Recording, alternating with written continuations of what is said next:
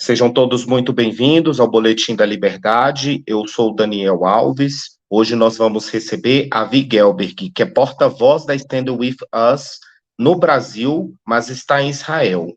A Vi Gelberg é ex-combatente e participou da Primeira Guerra do Líbano em 1981.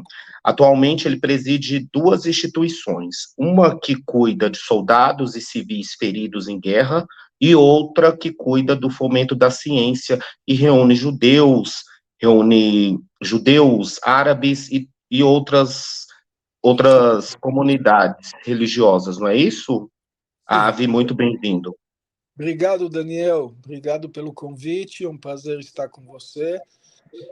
E realmente, momentos um pouco difíceis que estamos passando nesses dias, mas esperamos que possamos ajudar, esclarecer aqui alguns itens e ajudar em alguma coisa que essa situação melhore e se resolva. Certo, eu vou começar perguntando qual a principal motivação para o ataque terrorista do Hamas à faixa de Gaza. Então, é uma muito boa pergunta. Primeiro, na minha opinião, o tempo desse ataque veio agora, apesar de ser planejado há muito tempo. Ele iniciou agora pelo fato que Israel está negociando com a Arábia Saudita um acordo de paz. Um acordo de paz que pode realmente ajudar ainda mais a mudar o cenário do Oriente Médio em termos de convivência. Israel já tem paz com o Egito, com a Jordânia, com os Emirados Árabes, com mais alguns países da região, e agora um dos países árabes muçulmanos mais importantes, que é um país sunita, onde as duas principais cidades da religião muçulmana estão, que é Meca e Medina, estavam prestes a assinar esse acordo. Então, como o Hamas, que é grupo terrorista, um grupo que não quer discutir paz, não quer nem sentar em mesa nenhuma, o objetivo dele é fazer atos como foi feito no último 7 de outubro, um ato bárbaro, um ato que realmente buscou matar inocentes. E isso para quê? Para incendiar a região, para não deixar que os países civilizados que querem fazer a paz sentam numa mesa e façam isso. Tanto é que o sofrimento dos palestinos na mão da Hamas é igual ao sofrimento dos judeus. E se tiver oportunidade para Hamas causar sofrimento para outros povos, eu tenho absoluta certeza que vai fazer isso sem problema nenhum. A gente vê o terror se espalha hoje pela Europa, por vários países. Então, o que a gente tem que entender? Entre povos, se senta, se conversa, se duela, se negocia e se chega a acordos. Até no Oriente Médio, que é uma região difícil. A gente vê isso com vários exemplos que acabei de citar. Só que quando entra nesse meio terroristas, que o único objetivo deles é matar pessoas, é aniquilar países, é matar, acabar com religiões A, B ou C e instalar a religião deles como mandante no mundo, eu acho que isso que o mundo tem que entender e ajudar até, nesse caso, Israel trabalhar na eliminação desse grupo terrorista para que o mundo possa viver de uma maneira mais tranquila, de uma maneira melhor. Israel hoje é o para-choque do mundo para evitar que esse terrorismo se espalhe no mundo. Então, esse momento aconteceu exatamente porque se acelerou processos de paz na região, principalmente com a Arábia Saudita. Agora também eles escolheram uma data religiosa, que é a celebração da Bíblia Sagrada, é o dia da celebração da Bíblia Sagrada, num sábado, que é o dia sagrado para o povo judeu, Então, mais uma vez, mostrando e demonstrando que não tem respeito com nada, com ninguém, com nenhum tipo de entendimento que algum povo pode querer a implantar.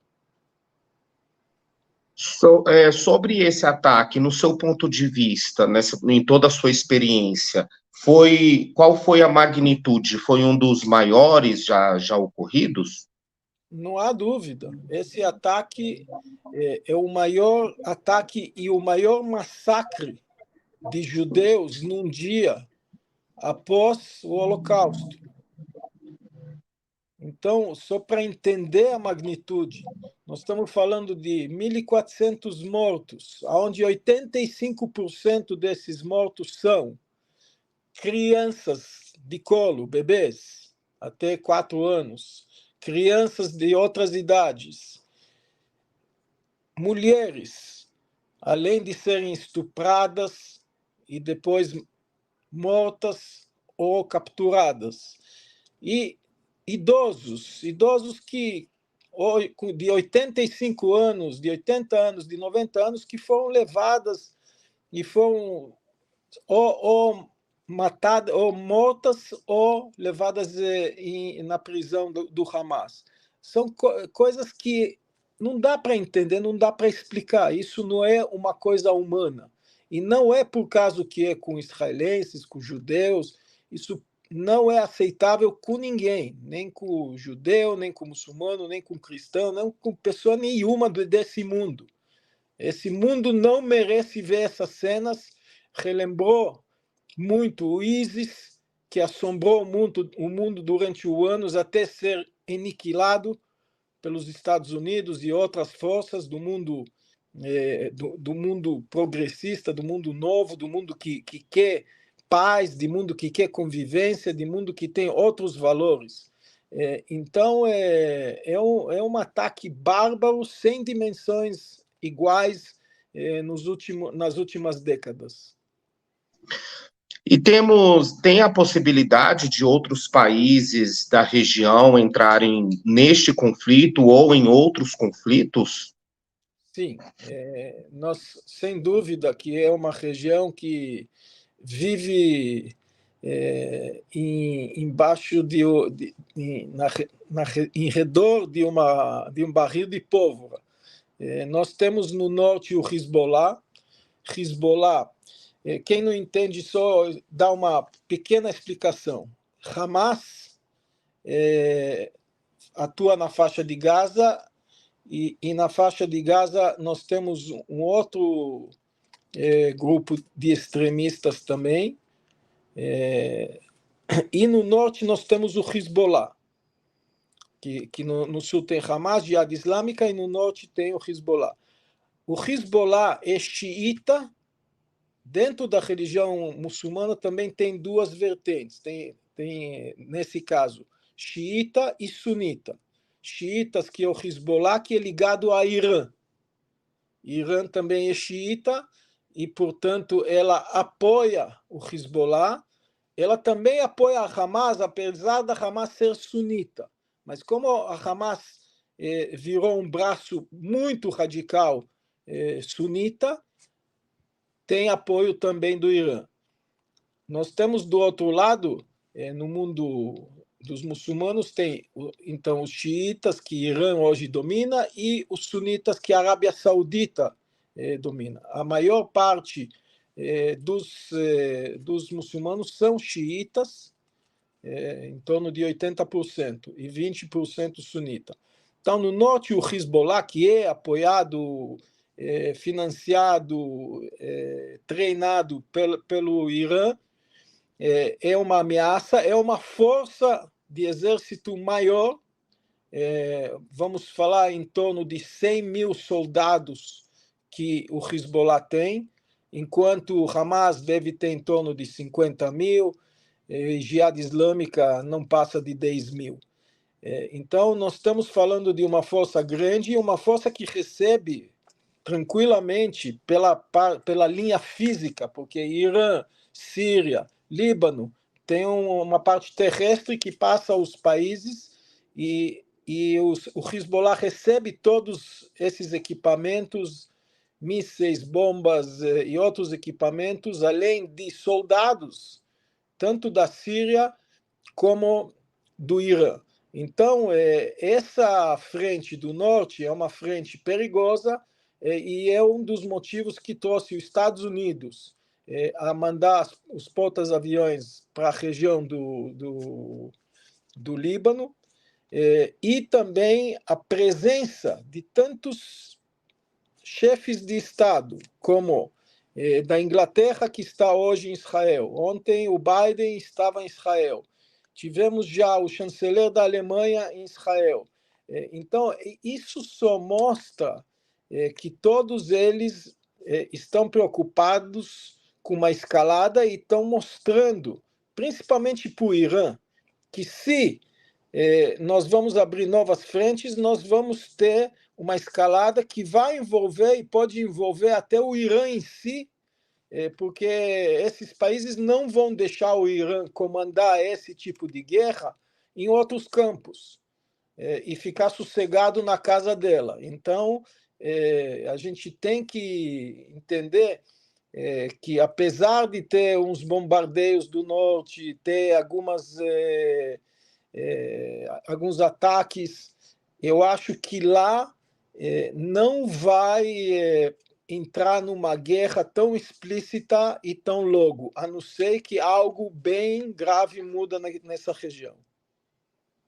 Nós estamos vivendo um período de guerras de narrativa também, né? Uma falta de informação que gera aí uma falta de compreensão do tamanho que é o terrorismo do Hamas. Então, gostaria que você falasse sobre como que a gente pode buscar informações fidedignas para combater essas narrativas, para que as pessoas possam aí separar o povo palestino do grupo terrorista do Hamas e qual é o modus operandi do Hamas? Então, vou do fim para o início. Modus operandi teve eleições na faixa de Gaza, 2006, e o Hamas ganhou por pouco, após implantar uma linha muito forte, muita gente armada, para poder ganhar essa eleição. Em seguida, quando finalizou a eleição, o Hamas executou dezenas de palestinos opositores políticos, foram arrastados nos balcões e jogados pelos prédios. Um terrível massacre que o Hamas cometeu contra o povo palestino. O povo palestino, que tem, vamos falar em Gaza, 2 milhões e pouco palestinos morando em Gaza, dominado por 50, 60 mil homens do Hamas armados pelo Irã. Então, esse povo, ele sofre porque ele é usado como escudo para as armas do Hamas, enquanto qualquer país no mundo de hoje usa as armas como escudo para o povo. Lá tem uma inversão de valores.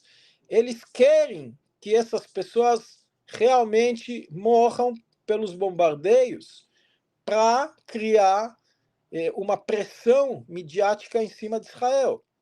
E, infelizmente, esses civis que estão buscando se proteger, se eles querem ir para um abrigo, o Hamas não deixa. Se eles querem pegar o carro e evacuar a região bombardeada para outra região, o Hamas pega as chaves dos carros. O número de bombas que está sendo jogado na faixa de Gaza não é maior do que o número de bombas jogados da faixa de Gaza para Israel. Aí, por que tem essa disparidade de mortos? Porque em Israel as pessoas pegam um abrigo, tem sirene, entra no abrigo. Israel evacuou 1 milhão de pessoas das regiões sul e norte, regiões possíveis de guerra, evacuou para outras regiões. Então, a população se protege. E em Gaza, o Hamas evita essa possibilidade dessa população se proteger. Então, que mata a população não é só o bombardeio, não é só os mísseis, que mata também aquele que não deixa a população se proteger e se esconde atrás. Se esconde atrás de hospitais, se esconde atrás de escolas, atrás de lugares religiosos, porque sabe que Israel não ataca. Israel tem um protocolo que segue o protocolo internacional. Israel é o único país do mundo que, antes de atacar, manda avisos para a população se retirar, liga para as casas das pessoas, manda panfletos, porque não quer machucar as pessoas. Essas pessoas realmente não têm nada a ver com isso, com essa guerra com terroristas. Israel quer a paz com os palestinos, já várias vezes se negociou essa paz, já várias vezes se sentou na mesa com a autoridade palestina, tanto é que a autoridade palestina recebeu a Cisjordânia, recebeu a faixa de Gaza, tem acordos e tem tentativas diversas a chegar à paz com os palestinos e acredito eu que tem possibilidade de chegar à paz. Só que esses terroristas não querem deixar isso acontecer. O objetivo deles é claro. Então, se a gente olhar isso, é onde tem que entender. Uma vez que vai conseguir limpar essa região desses terroristas, a região vai mudar. Vai mudar em termos militares e vai mudar em termos econômicos. É uma região que pode ser uma região próspera, por isso que a Arábia Saudita quer a paz, por isso que outros países querem a paz, que sabem do potencial. Eu queria que você falasse sobre como que é o dia a dia do povo palestino. Você tocou num ponto aí sobre crescimento, né, da região. Ali a gente sabe que o desemprego é bem alto, então como é que vive o palestino nessas condições ali, se sujeitando ainda a esse grupo terrorista? Então, infelizmente, nós estamos numa região que tem um desemprego altíssimo. Por quê? Aí vamos se perguntar. É uma faixa que beira o mar, é uma faixa que podia virar uma região de cidades balneárias com turistas. É o lugar é bonito. O que aconteceu nessa faixa? Se colocou milhares e milhares de pessoas desempregados, porque o dinheiro, e são bilhões de dólares que a faixa de Gaza recebe, esse dinheiro, em vez de ir para infraestrutura, em vez de ir para desenvolvimento, em vez de ir para criar uma indústria turística, para criar outras indústrias, a única indústria que se criou ali é a indústria bélica. Se pega tudo, qualquer ajuda. Falamos de ajuda humanitária esses dias. Quando abriu a fronteira com o Egito, se botou diversos tanques de diesel para levar para os hospitais. Quem roubou esses tanques com diesel foi o Hamas. Para quê? Para acionar as bombas e os mísseis que eles estão mandando. É até gozado de falar uma coisa que a gente vê hoje. Falta água, falta energia, falta ajuda humanitária, falta comida. Mas não falta mísseis que caem até nesse momento em Tel Aviv, em outras cidades de Israel. Como é que conseguir continuar lançando sem energia, sem água, sem diesel, sem nada, mas os mísseis saem e de quantidades grandes. Então, há dinheiro, há recursos, há coisas, só que tudo desviado para fim desse terrorismo. Se esse dinheiro, se essa visão de desenvolver a região, pode ter certeza que o Banco Mundial, que os Estados Unidos, que todo mundo, Israel principalmente, ia ajudar e muito para fazer dessa região uma região desenvolvida, para o pessoal poder ter uma vida boa. Hoje, milhares de palestinos saem para o único emprego que eles têm em Israel. Diariamente, saem milhares de palestinos trabalhar em Israel. Esses palestinos hoje estão sem emprego, sem comida.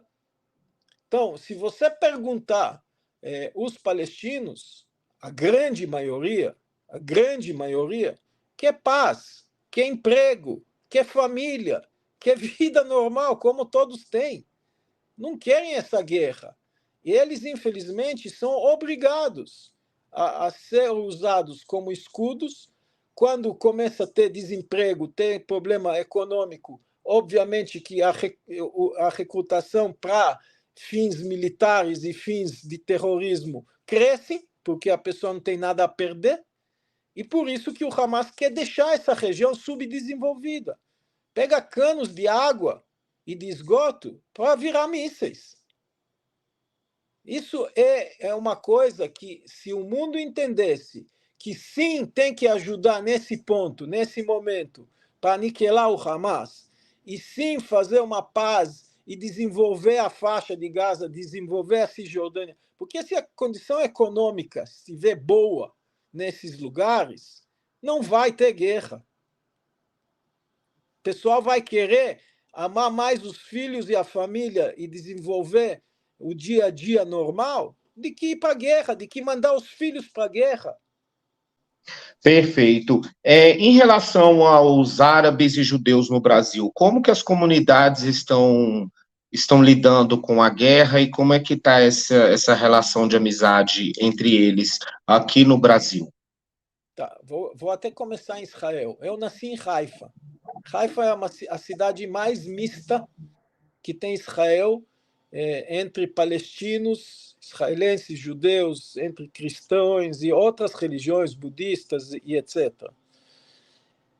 É uma cidade onde eu me criei jogando bola com meu vizinho palestino, que tenho amigos até hoje, que a gente tem relacionamento, até numa época tivemos relacionamento comercial. Na minha indústria eu estava comprando, o cara hoje mora na Itália, eu comprava dele e a gente se encontrava para jantares. Então, existe sim convivência até em Israel. Aqui no Brasil, já fui o presidente do Clube Hebraica e nesse cargo virei também presidente da SESC, que são os clubes sociais culturais de São Paulo, que inclui Monte Líbano, Sírio-Libanês, Helvécia, entre outros.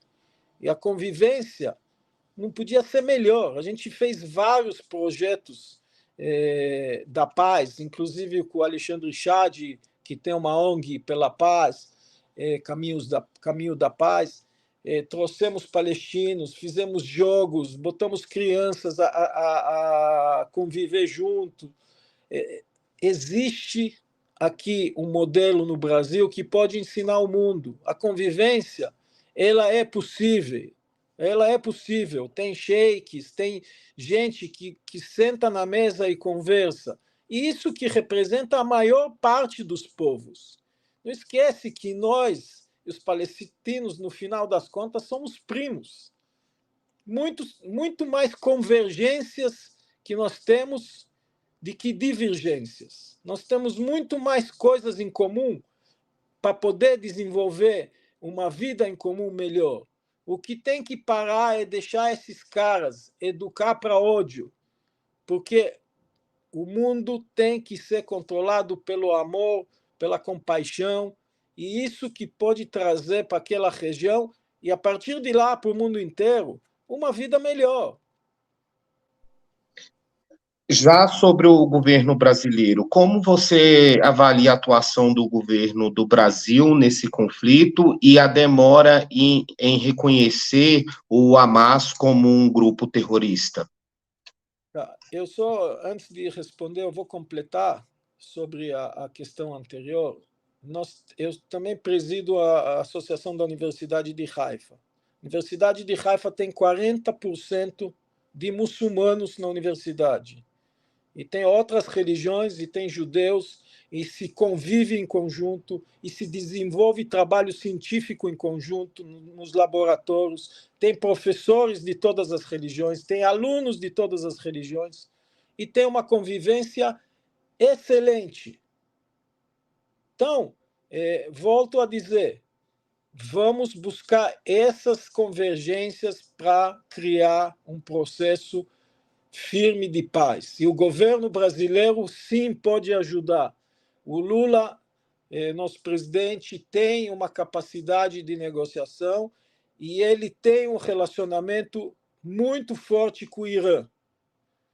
Eu acho que cabe a ele tentar fazer entender que o caminho da paz vai ser muito benéfico para o Irã.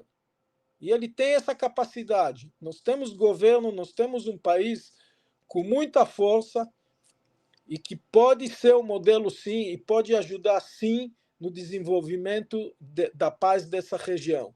Não só para pedir o resgate dos brasileiros, que é importantíssimo, vida humana importantíssima para ser resgatada, tanto dos caras que estão na mão da Hamas ou caras que ainda estão tanto em Israel como na faixa de Gaza, mas além disso ele tem capacidade e tem que usar ela no máximo para sentar, talvez pegar um avião e sentar com líderes do Irã e fazer eles entenderem que, em vez de mandar dinheiro para terrorismo, vamos mandar dinheiro para coisas úteis, para coisas que vão fazer a região crescer.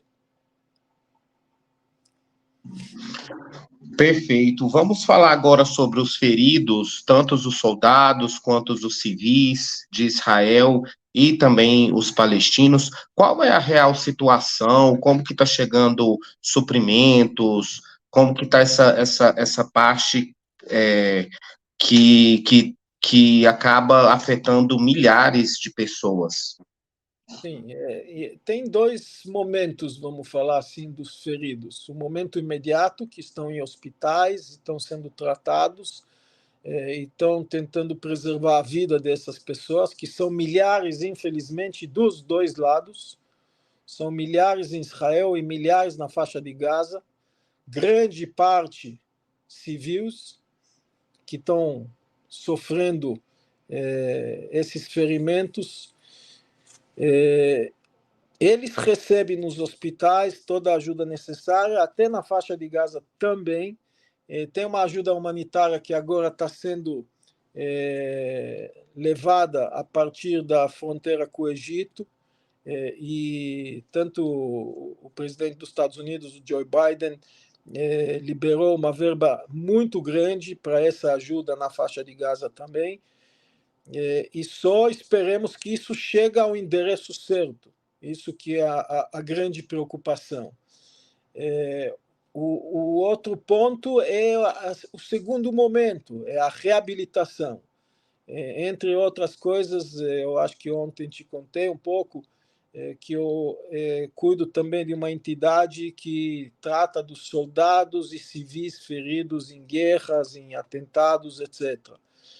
E nós temos 4 centros de reabilitação em Israel, e nesses centros não só judeus que estão sendo tratados judeus, muçulmanos, cristãos, de todas as religiões, todos eles que estão dentro desses critérios que aconteceram, e ali tem uma reabilitação, tanto física, com todas as necessidades, piscinas, quadras, salas de terapia, salas de fisioterapia, salas de ginástica, fit center adaptado, etc., para essas pessoas retomar a vida, por uma segunda chance, que a gente chama, como também todo o tratamento de pós-trauma, que a gente trata milhares de pessoas, porque às vezes o ferimento não é só físico,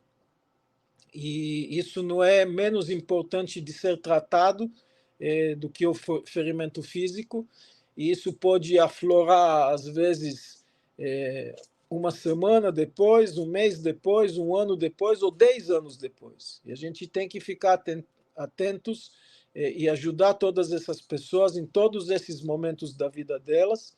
E isso é um trabalho que, se tiver um dia, se Deus quiser, a paz, me proponho aqui que a gente monta um centro de reabilitação também, dentro da faixa de Gaza, dentro da Cisjordânia, também de tratar das pessoas do outro lado. Perfeito. Tem algum bastidor que você queira trazer aqui para a gente, algo que esteja acontecendo e a mídia, ou até a gente tenha deixado de comentar aqui nessa entrevista, algo relevante para os nossos telespectadores? Eu acho que o que é importante é que a gente deixa de ver nos dois lados é o dia depois. O dia 7, o dia fatídico, em muitos lugares do mundo já foi esquecido. E os bastidores estão N histórias, de famílias. Ontem eu vi um caso assim de arrepiar, de uma família, pai, mãe, eram 3 filhos, 2 filhas e um menino. O menino, sábado de manhã, pegou a bicicleta às 6 da manhã e foi passear. Entraram os terroristas e mataram os pais e as 2 irmãs. E ele ontem tinha que enterrar esses 4 membros da família. E eu tenho certeza que tem milhares de histórias assim, infelizmente, dos dois lados. E o mundo tem que buscar, em vez de incitar, em vez de, às vezes, soltar notícias, como foi o caso do hospital, sem checar, sem responsabilidades de ver realmente o que aconteceu, e já acusar, e já não ter o preceito de justiça comum que tem com qualquer ser humano, que primeiro você investiga, você tem os fatos, aí você julga, e aí você condena. Isso demorou, com o caso do hospital, mais ou menos 15 minutos para toda a mídia no mundo sair falando que Israel matou 500 pessoas no hospital, e até hoje tem lugares que continuam colocando isso como uma verdade absoluta, e que sabemos por provas muito firmes que isso foi um acidente do Jihad Islâmico, e que depois que alguns lugares descobriram que era um acidente do Jihad Islâmico, não se falou mais nisso. Ninguém nem desculpa pediu pela condenação precoce. Só que isso, numa fase de guerra, isso causa mortes. Isso incitou o mundo inteiro. Isso causou demonstrações na Europa toda, em outros lugares, nos Estados Unidos, no Canadá, no México, no mundo inteiro. E tem pessoas, ou por má vontade, ou por ignorância, que continuam espalhando isso para criar mais ódio. Vamos se ater aos fatos. Vamos tentar aquilo que você falou desde o início, Dani. Você falou muito bem. Vamos tentar apurar as coisas antes da gente acusar ou antes da gente tomar alguma decisão ou alguma posição, para que realmente a gente tenta apaziguar a situação e não incitar ela. Isso que vai ajudar a todos na região. Se querem poupar vidas de civis de todos os lados, tanto palestinos como israelenses, vamos agir com compaixão, vamos agir com responsabilidade, vamos se ater a fatos e vamos tentar fazer que essa região se apazigua, trazer para essa região outras soluções que sejam soluções viáveis para os dois povos conviver em paz. O senhor deixou claro aqui na entrevista que é necessário exterminar o grupo terrorista do Hamas. Como que Israel deve seguir esse plano de extermínio sem que Israel se torne o vilão por algumas narrativas?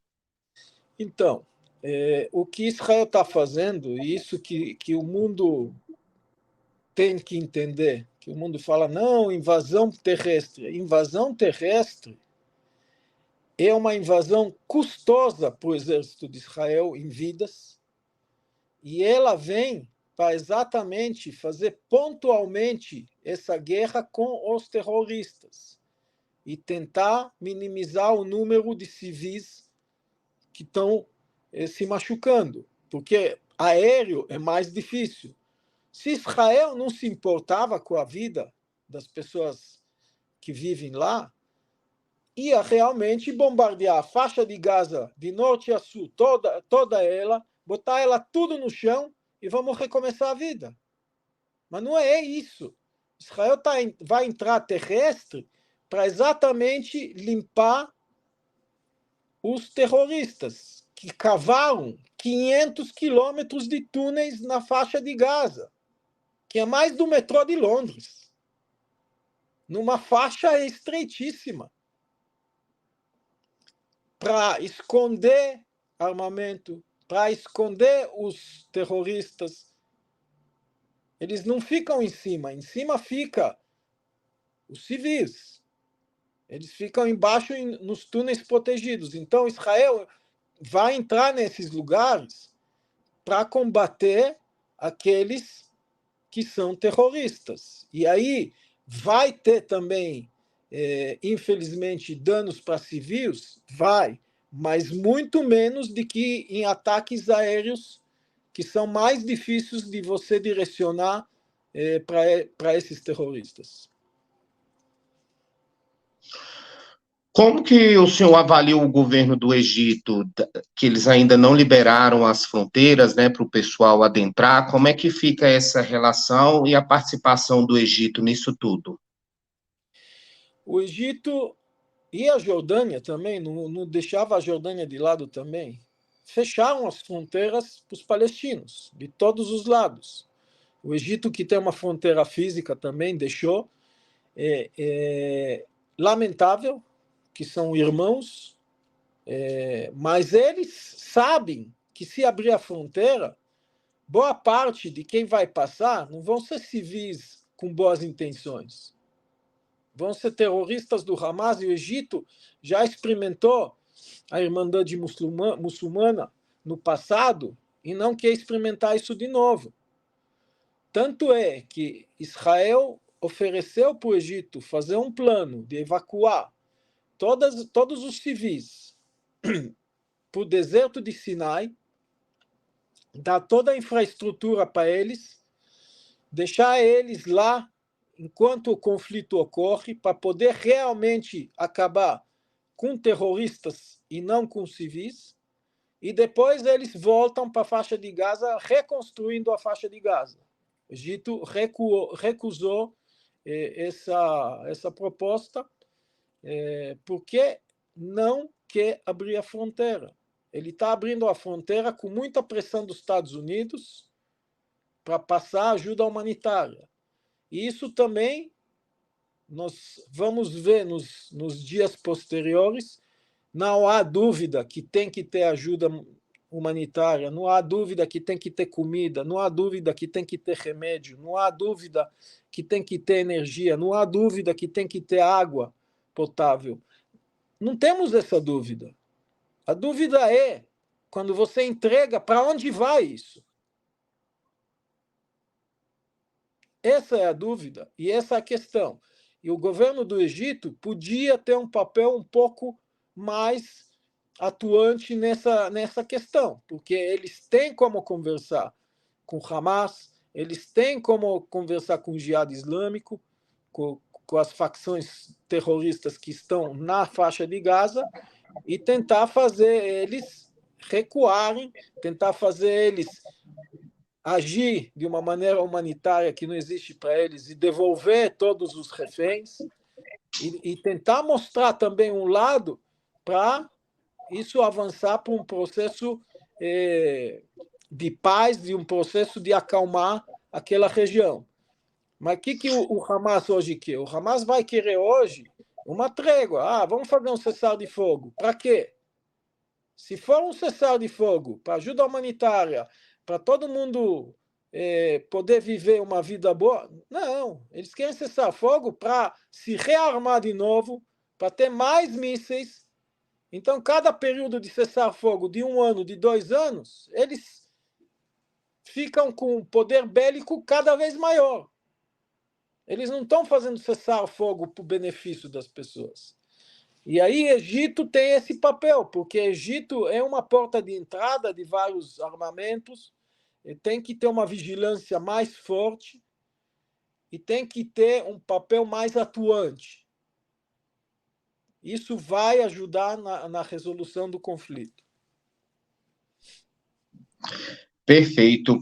Nesse tempo, a gente está presenciando várias fake news, informações, né, como a gente disse anteriormente, informações truncadas. Esse grupo Hamas, ele planejou esse ataque? Ele já vem planejando esse ataque ou eles iniciaram de maneira esporádica mesmo? Esse ataque, dito pelos líderes do Hamas, é planejado há 2 anos, desde o último cessar-fogo.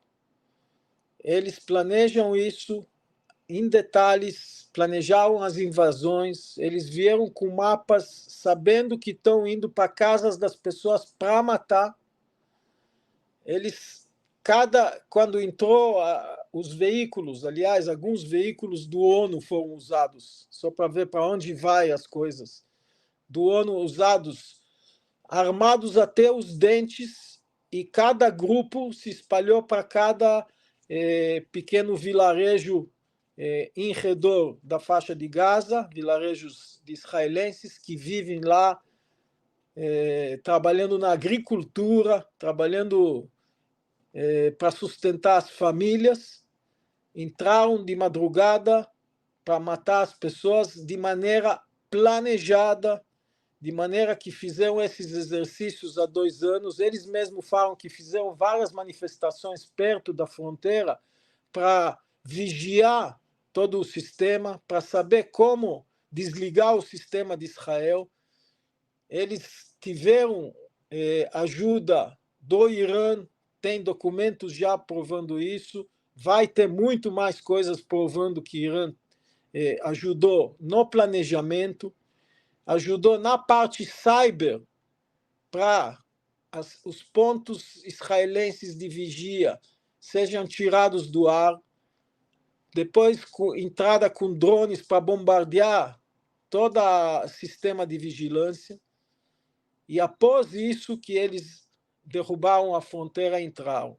Então isso foi muito planejado, não é nenhum acaso, todo mundo sabia para onde vai, e estamos falando de milhares de terroristas que entraram nestes momentos. Foram para uma festa rave para matar pessoas, jovens que foram curtir música, que foram dançar, que nem um gado. Só lá quase 300 jovens foram mortos sem poder se defender de pessoas do bem que foram para uma festa. Agora, eu pergunto, temos aqui vários grupos aqui no Brasil que defende LGBT, que defende a mulher, que defende contra racismo. Essas pessoas acham comum isso acontecer? Apoiar um grupo que faz esse tipo de coisa contra LGBT, contra mulheres, contra outros civis que não tem nada a ver com a história de outras nacionalidades. Não foi só judeus e não foi só israelenses. Tem várias nacionalidades envolvidas, por isso que os governos estão se envolvendo tanto, que tem cidadãos deles dentro da prisão do Hamas.